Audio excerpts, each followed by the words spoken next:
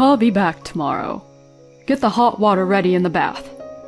This is what my husband, who disappeared 3 years ago, told me when he called me for the first time in a long time.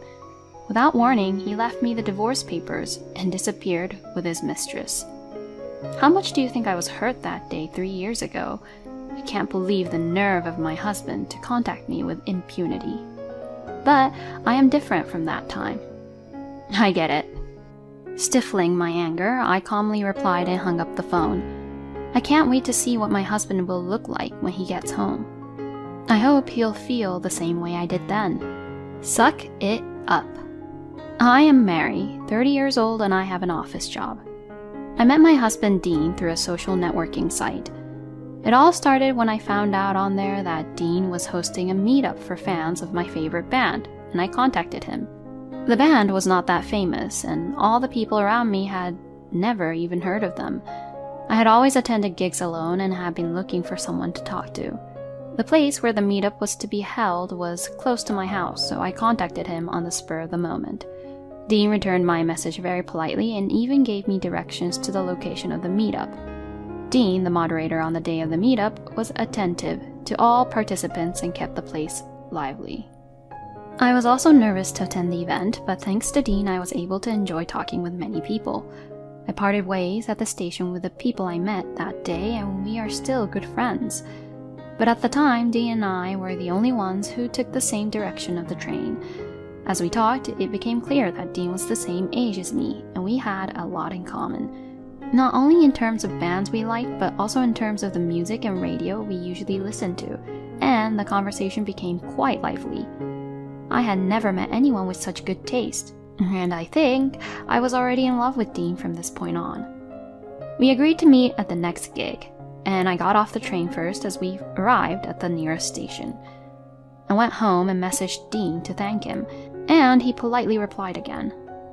After that, we had endless conversations and sent messages to each other every day. I had been looking forward to Dean's reply for some time. A month later at a concert, Dean confessed his feelings to me and we decided to go out. I thought it must be my one-sided love, so when he confessed, my face turned red with surprise and happiness. Dean was laughing at me.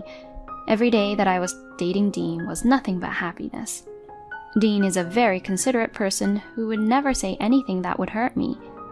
I can't tell you how many times he made me cry with surprises because his first priority was to make me happy. I also felt I could do anything for Dean. After a year of dating, we decided to get married, and his proposal came as a surprise. While dining at a restaurant, he suddenly handed me a large bouquet of flowers. And when I accepted the proposal, our mutual friends appeared from the back to congratulate me. I was so happy, I couldn't stop crying. After marriage, Dean and I continued to spend time together as lovers as if nothing had changed. Dean is actively involved in housework despite his busy work schedule and celebrates wedding anniversaries and birthdays in a big way. I was so glad I married this man. I was even a little scared that I should be this happy. However, after 2 years of marriage, Dean gradually began to act strangely. He had always been a busy man at work, but now he had to work overtime and on holidays and travel more than ever. On the worst days when I woke up, he was already gone, and there were days when he would come home in the middle of the night, and we hardly saw each other, even though we lived together. I had been up all night waiting for the band's album to come out so I could listen to it with Dean, but he never came home, and before I knew it, I had fallen asleep on the couch. He didn't have a lot of days off, so I was afraid that he would get sick. Why don't you ask the company for some time off? I had never spoken to Dean about his work before, but once, when he came home late at night because I was worried about his health, I said that to him without thinking much about it.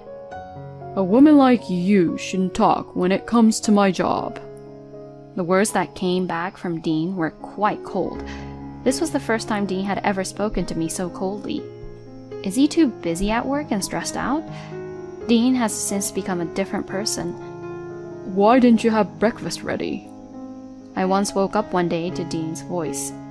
I thought I had slept too late because it was my day off from work, so I jumped up and looked at the clock, but it was only 5 in the morning. You know, I've been meaning to tell you this for a long time, but seriously, you are a 0 when it comes to being a wife. When I went to the living room, Dean spat that at me and went to work. How unreasonable of him to be angry at me for not having breakfast ready at 5 in the morning.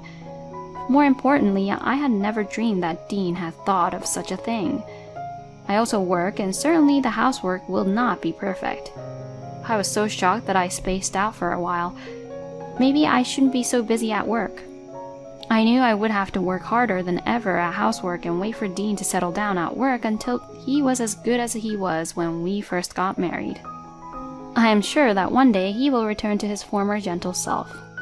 I believe that and did everything I could to make the house a peaceful home for Dean when he returned. But no matter what I did, Dean always gave me the cold shoulder. So I tried my best even though I felt like my heart was about to break. One day, while checking Dean's pockets to take his suits to the cleaners, I found a pair of women's earrings. Obviously, it is not mine. The moment I saw the earrings, I was convinced that all of Dean's previous actions had been a lie. He's not busy at work, he's meeting with his affair partner. That's why he's not at home at all. I felt ridiculous and very miserable at the same time for having cared about Dean so much.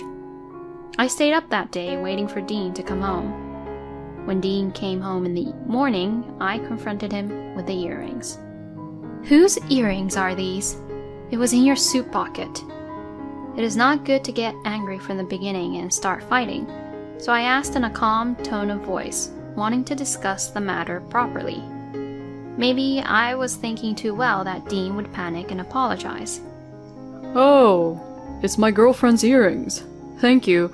I'll give it back tomorrow. Dean was unfazed and tried to take the earrings. I was surprised at Dean's attitude. There was no sign of panic, and Dean spoke as if it was normal that he was having an affair. Huh? You're not going to apologize or anything? Or don't you realize you're doing something wrong? We're married, aren't we? I unintentionally accused Dean in a strong tone. Shut up! That's what I'm trying to say. Can't you see that you're the cause of this? He headed for the bathtub, but of course I had not heated up the water. No wife would heat up the water in the bath and wait to discuss an affair, right? But Dean came to the living room again. Why haven't you heated up the water in the bathtub? You can't even do that? And he blames me. I didn't know what to do anymore. He has no intention of discussing or stopping the affair. There were so many things I wanted to say, but I felt like there was no point in saying them. I couldn't say anything back, and all I could do was cry.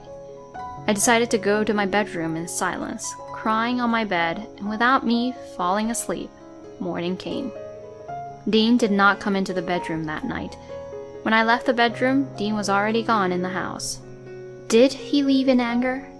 Stunned, I enter the living room and discover something shocking on the table. There already was a divorce document signed by Dean and a short letter he left behind. Goodbye. Sign these and send them out. That was all the letter said. I rushed to contact Dean's phone, but he seemed to refuse my calls, so I couldn't contact him. Is it possible for a couple to quit so easily? Was it wrong that I blamed him? That day I took off work and called my in-laws. However, my in-laws have been calling Dean too, and he is not answering the phone. None of our mutual friends have been able to contact him. I also called Dean's company, and to my surprise, he resigned 2 weeks ago. On second thought, it is also strange to have divorce papers ready in the middle of the night. Perhaps this was planned. As for life after that, I honestly don't remember much. I can no longer listen to the songs of the band I loved so much. I could no longer go to work and took a leave of absence. The emotional scars did not heal easily, and I was unable to leave the house for many months. My mother, who was worried about me, came to my house and agreed to stay with me for a while. 3 years later, I was finally able to return to my normal life. Maybe I can start moving forward again. One day, as I was beginning to feel this way, the phone rang as I was cooking dinner at home. It's a call from an unknown number. Fearfully, I answered the phone and heard Dean's voice, a voice I thought I would never hear again. I was so surprised that I thought my heart would stop. Dean, on the other end of the phone, is now saying these words. I'll be back tomorrow. Get the hot water ready in the bath. He said. I couldn't believe it. Has he forgotten about what happened 3 years ago? How the heck is he going to come back and face me? I don't understand. I had a lot to say, but I said, I get it, and hung up the phone. Then the next day, I received another call from Dean. Hey, what happened to our house? It's our house, right? Explain to me what this is all about. Dean ranted, furiously. Yes, the place where the house we lived used to be is now a construction site. Our house? What are you talking about? That's my house. Oh, I forgot to boil the water in the bath. When I say this, Dean takes his anger out on me even more. Your husband came home, but what's with that attitude? Where the hell are you? I'm right behind you. Also, you're not my husband, you're my ex-husband. Dean turned around and there stood me, my in-laws, and my lawyer. Dean panics as he sees us and loses his grip on the phone. Why the hell are Mom and Dad here? As Dean tried to run away while saying this, my in-laws and lawyer surrounded Dean. Mr. Anders, we need to talk to you, so let's have this discussion at the office. The lawyer said. My in-laws gripped Dean's arm gingerly and started walking. Dean was flailing around, resisting the whole time. Hey, Mary, what does this mean? He shouted at me, but I ignored him. Dad, Mom, you're not on my side? But my in-laws only looked at Dean with cold eyes. I am sure they have a lot to say, but they must be holding back until they get to the office. We walked about 5 minutes to the lawyer's office and sat Dean down. Here are the documents regarding alimony. The lawyer spoke matter-of-factly about the fees. I ain't got the money to pay for this crap. Dean quickly tore up the papers, but soon the lawyer brought out some extra copies on his desk. I guess he had prepared several copies in anticipation of this happening. You should pay alimony to Mary for cheating on her and causing her emotional distress. Mary's heartbreak cannot be mended with money, but it's the least you can do, the lawyer said, glaring at Dean. Don't be silly. We'll just go back to our lives again. What happened to the house in the first place? Dean ignores the lawyer's words and turns to me and my in-laws to ask. The house is mine. Did you forget all that after 3 years? I don't want the house I spent time in with you anymore, so I've decided to tear it down and turn it into a parking lot. The house where I spent time with Dean originally belonged to my parents, who had acquired the entire lot. My parents gave it to my husband and I, but it was in my name. Dean was kind to me at that time. You got it from your parents, so it should be in your name. But I guess he doesn't remember that anymore. I don't remember that. If you're going to turn it into a parking lot, you're going to split some of that revenue with me, right? Dean makes demands that make no sense. Hey, Dean, how long are you going to be so boring? What you did is unforgivable. You're 30 years old, and you aren't even aware of that. You're really a good-for-nothing kind of guy. You don't consider me your son anymore?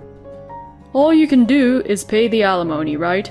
Get on with it and sign the papers. We're cutting you off from us, as of today. My father-in-law passed down judgment on Dean. Next to me, my mother-in-law is sobbing, heavily. Your father is right. The only way left for you is to pay your alimony and be gone from our sight. As I said that, he replied, I'm sure you were a little glad for me to be back, even though you were lonely and alone. Mary, you don't have to be so tough.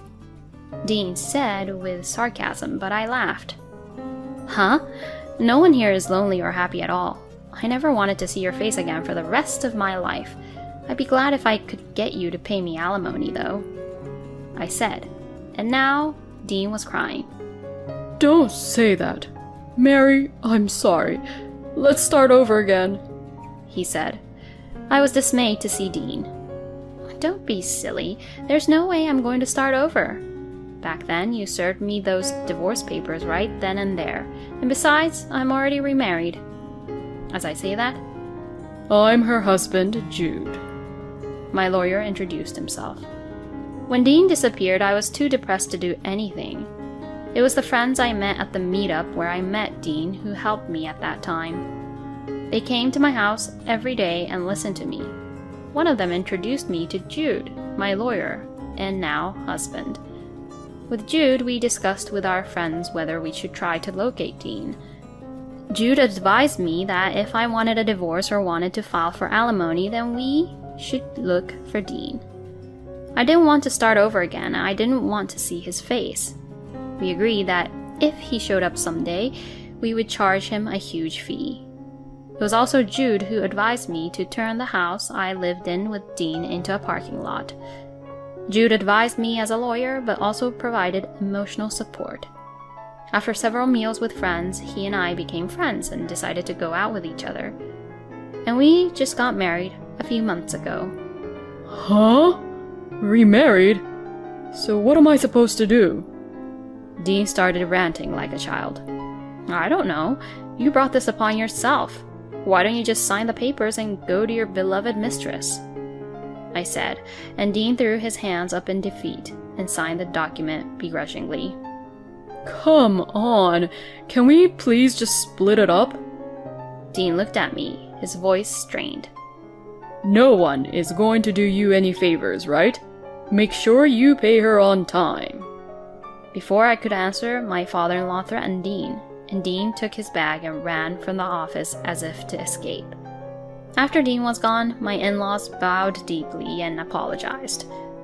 Until he pays the alimony properly, I will take the responsibility as a parent. Mary, I am so sorry for the long wait. Jude then responded. Now that he has already signed the paperwork, I'll do what I can to make sure he pays. So, thank you for your time today. Dean gave us the runaround at first, but Jude firmly made him pay in a lump sum. According to Jude, Dean has no savings at all, and he has to make do with a day job to make ends meet. The alimony was paid with a loan. He had been living like a pimp after he left that day. The affair was with a woman who seemed to have very good money, and he was completely spoiled. However, Dean was not willing to work at all, and the woman got fed up with him and kicked him out of the house. Dean, who had not worked for a long time and had no savings, seemed to be walking aimlessly on the street and came up with the idea of coming back to me. He probably thought he could use me in such a convenient way. I think I was able to fight Dean because Jude was next to me, and I am stronger than I was then. After the fee was paid, I blocked any communication from Dean. I don't know what he is doing anymore. Jude and I are enjoying our honeymoon. Jude doesn't say anything if my housework isn't perfect. It's okay to get better at it, little by little. I'm not very good at housework either, so if anything, you've been doing all the work for me, and I have no excuse, he'd say. Sometimes we have small fights, but he never raises his voice and listens to me sincerely. Since marrying Jude, I can finally listen to my favorite band again. It seems that Jude had never heard of it, but when he heard the song, he liked it. I will be going to a concert next month with my friends and Jude. I am now spending my days looking forward to that day.